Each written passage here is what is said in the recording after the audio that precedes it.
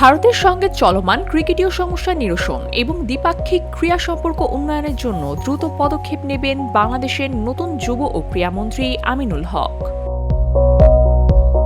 মঙ্গলবার শপথ গ্রহণের পর ভারতের ডেপুটি হাইকমিশনারের সঙ্গে এক সৌজন্য সাক্ষাৎকারে মন্ত্রী আগ্রহ প্রকাশ করেন। সাক্ষাৎকারের মূল আলোচ্য বিষয় ছিল চলমান টি-20 বিশ্বকাপে বাংলাদেশের অংশগ্রহণ না করার কারণে সৃষ্ট দ্বিপাক্ষিক জটিলতা। মন্ত্রী বলেন, শপথ নেওয়ার পরপরই আমি সংসদ ভবনে ভারতের ডেপুটি হাইকমিশনারের সঙ্গে সাক্ষাৎ করেছি এবং টি-20 বিশ্বকাপ নিয়ে আলোচনা করেছি। এটি ছিল অত্যন্ত আন্তরিক আলোচনা। আমি তাকে স্পষ্ট জানিয়েছি যে আমরা আলোচনার মাধ্যমে দ্রুত এই সমস্যার সমাধান করতে চাই। প্রতিবেশী সব দেশের সঙ্গেই আমরা বন্ধুত্বপূর্ণ সম্পর্ক বজায় রাখতে আগ্রহী।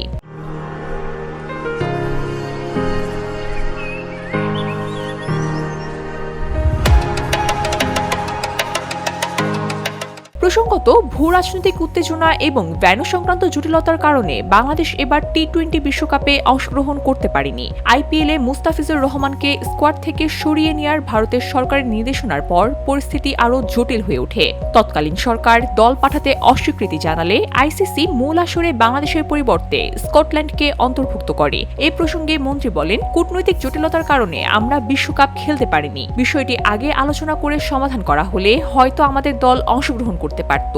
তবে ইতিবাচক দিক হলো বিশ্বকাপে অংশগ্রহণ না করায় আইসিসি বাংলাদেশকে কোনো শাস্তি দেয়নি। এছাড়া 2031 সালে ওয়ানডে বিশ্বকাপের আগে বাংলাদেশের জন্য একটি অতিরিক্ত আইসিসি ইভেন্ট আয়োজনের সুযোগও নিশ্চিত করা হয়েছে।